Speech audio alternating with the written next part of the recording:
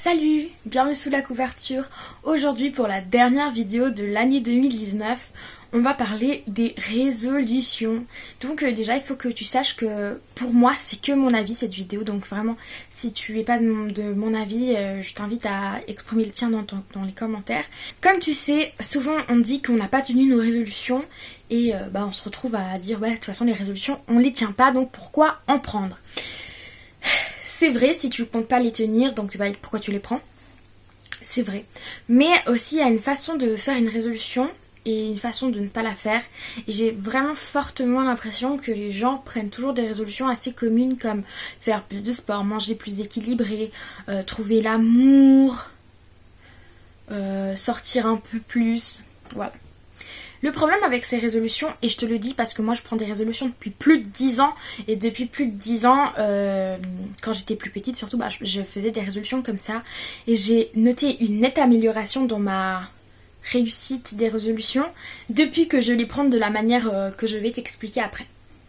Donc, ces résolutions, c'est des résolutions bien sûr très possibles, mais elles sont vraiment, tu vois, au sens large. Tu peux pas décider comme ça, genre plus, ça veut dire à quoi par rapport à maintenant. Si tu vois ce que je veux dire, c'est que c'est pas une résolution précise.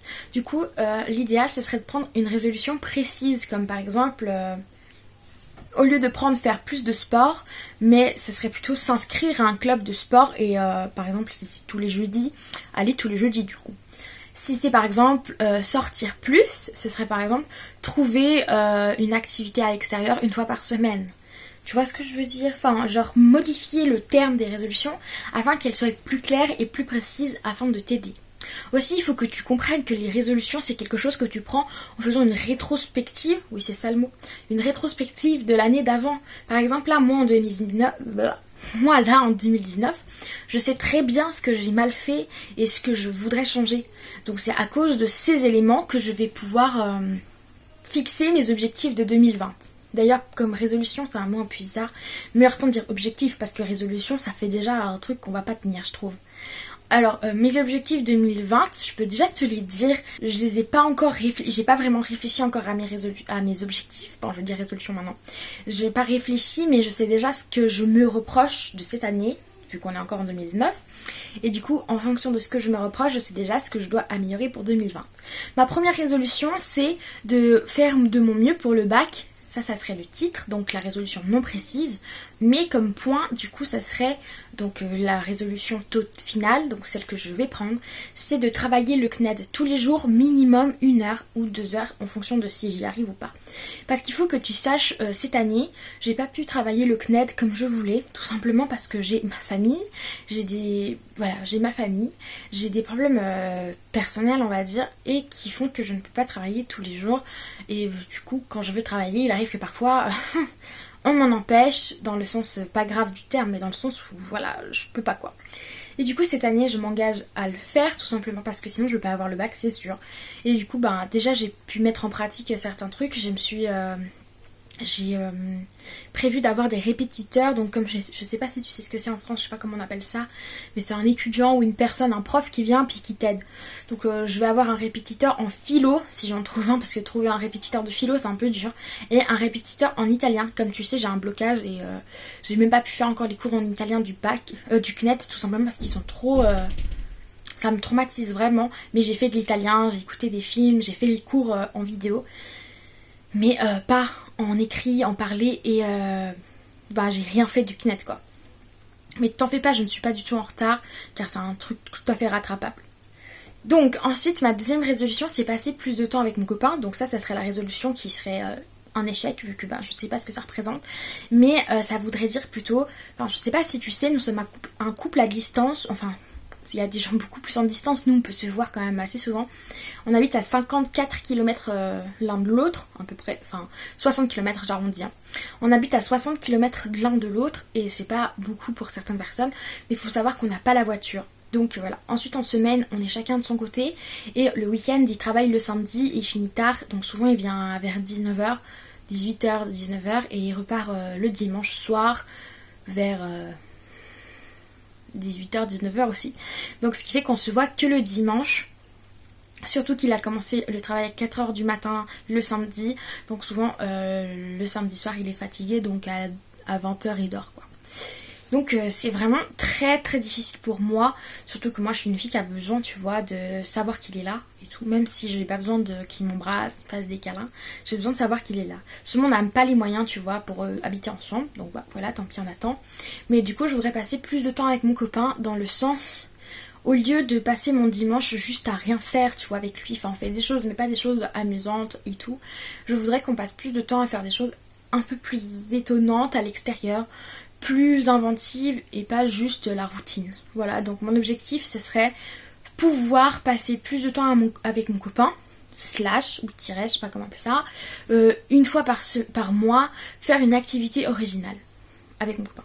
Voilà, donc ma résolution c'est la deuxième, t'as compris. Enfin t'as compris le principe de ce que j'essaie de t'expliquer. Ensuite, troisième résolution...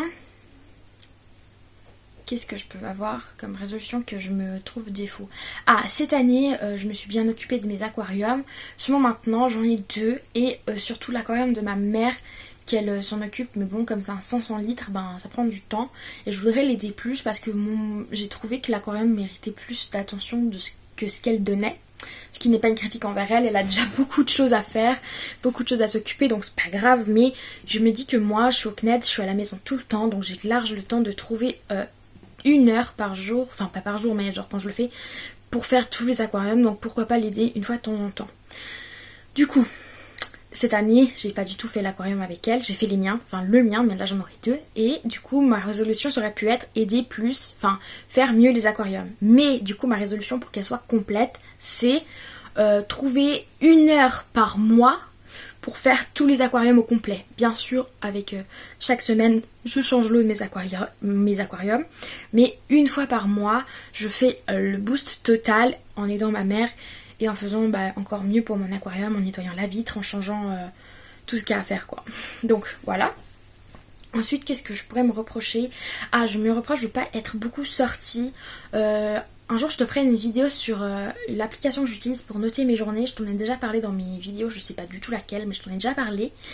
Et du coup, je sais que je sors très très peu.